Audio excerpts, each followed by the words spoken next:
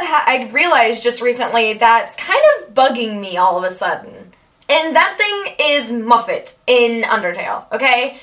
Muffet is one of my favorite characters in the entire game, I'm not gonna lie. She is one of my favorite characters, I have no idea why. She just has a really unique battle to her, and I think it's a really interesting section of the game and everything, and I think she's even a really interesting character because all she wants to do is help other spiders, but she just can't because she doesn't have the money to get them out of the ruins. Now, what's been bugging me... like I said, she is my favorite character, so it's not the character itself that's bugging me. What's been bugging me is that she isn't considered a boss in Undertale. Now, when I say that, like, I mean, technically she is a boss. As compared to all the other bosses in Undertale, they change the color of your soul, right? Well, so does she. But yet she's still not considered a boss. Not even in the genocide route. In the genocide route, she could have been considered the Hotland boss, and, like, she could have been who you needed to finish off before or after clearing out everything in Hotland, you know? But you can actually defeat her before clearing out Hotland, and even before clearing out the core, and you'll still get the genocide ending. And I'm not sure if this is true, but as far as I know, she was actually included by somebody who was like a supporter of the demo or something like that. Like, she was like a fan-made character or something like that, but that still doesn't really give an excuse why she's not a boss in the game. Now, she is actually a really tough boss. I'm gonna give her that. And not to mention that her boss battle music is completely amazing. It actually makes you feel like you're in peril, like you're trapped, because she's got you tangled up in this web, and it actually makes you feel like, oh my god, I'm tangled up in this web.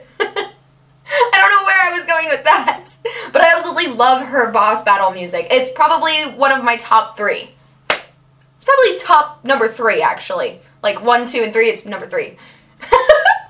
But I think the main thing that bugs me about this is that she is a rightful boss, but she can be completely avoided if you eat a spider donut or drink spider cider during her battle.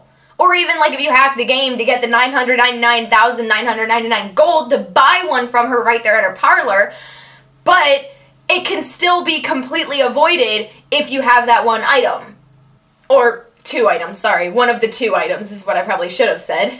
But see, with that being the case, a character like the Mad Dummy is a completely unavoidable battle? Like, really?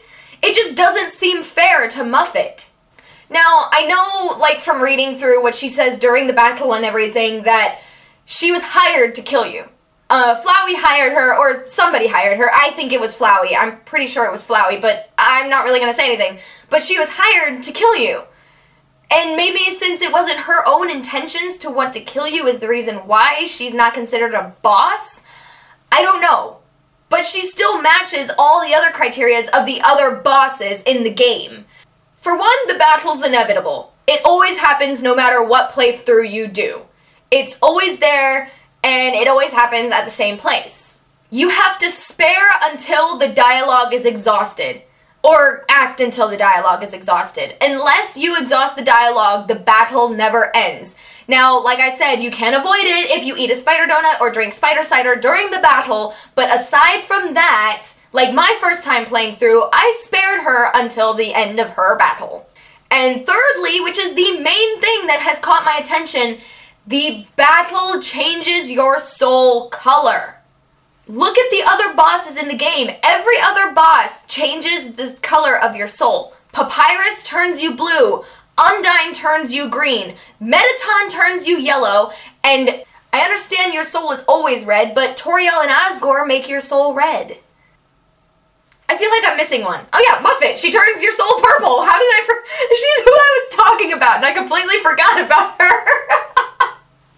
Even with the fact that she matches the criteria of every other boss in Undertale, and even, like, if you think about it, she can be considered a boss as compared to other criterias of other games, she still isn't considered a boss for the game itself, and it really makes me sad. So sad that I felt like making a video about it. So yeah, I just wanted to talk about that a little bit because, like I said, she is one of my favorite characters, and I feel like she really should be considered a boss, and her being left out makes me really sad. But with that being said, thank you guys for watching this video. If you want to check out my last one or subscribe to be told when we get a new one, click click the annotations on the screen. For you mobile users, the links will be in the description below, as will any of the links to any of the social media if you become a proper stalker. You can click those links now because this video is over. Bye, guys!